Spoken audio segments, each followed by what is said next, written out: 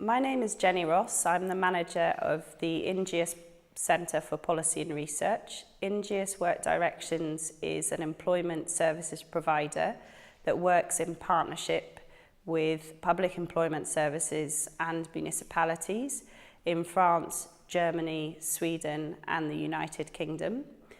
I was asked to talk on the topic of labour market policy for people and business, which is a very broad topic. I chose to look first at labour market policy in the UK to give an illustration of the kind of initiatives that have been taken over the last 15 or 20 years.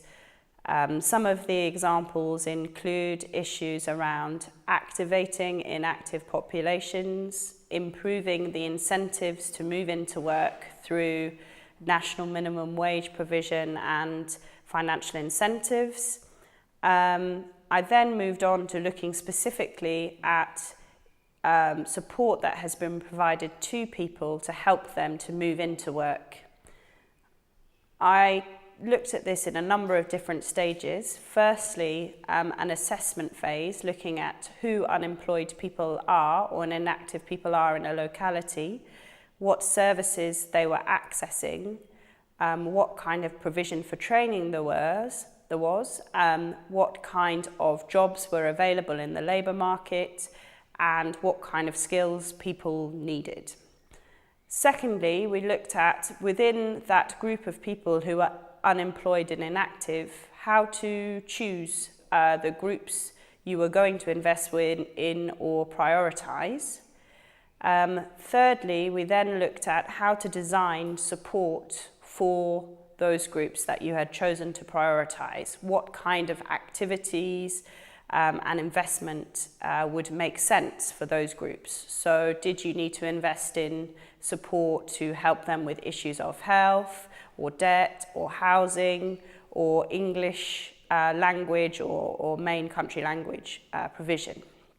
We then talked about how to implement the programme in the most cost-effective way. And we looked at three key principles. Firstly, ensuring that the service provision was complementary and coordinated, so services that are provided by national government, by the social insurance body, employment support was all working together to ensure that people were getting the support that they needed.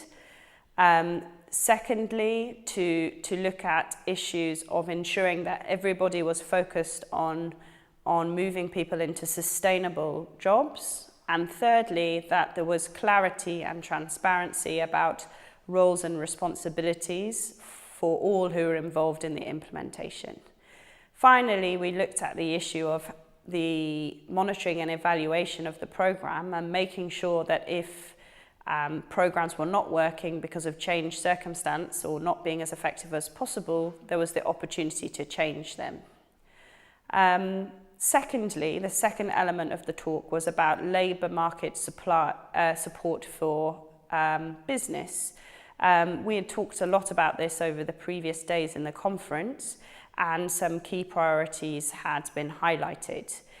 It's clear that often business first demands are for lower taxes, less regulation, but actually a lot of businesses were also making comments in relation to labour market policy. So the need for increased numbers of apprenticeships, for more and better training, these were issues that businesses were raising. We went on to look at how the role of employers and business is being strengthened in relation to employment and skills in the United Kingdom, with the creation of new employer-led bodies like the UK Commission for Employment and Skills and the merging of the Department for Innovation, University and Skills with the Department for Business, Enterprise and Regulation, which should ensure that our skills policy is responding to the needs of business and enterprise.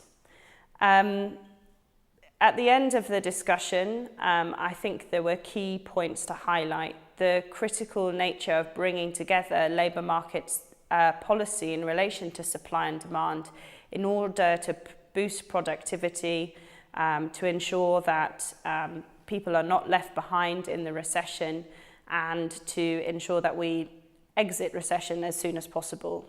The key focus was on ensuring value for money, and that unemployed people and inactive people are able to access the support that they need.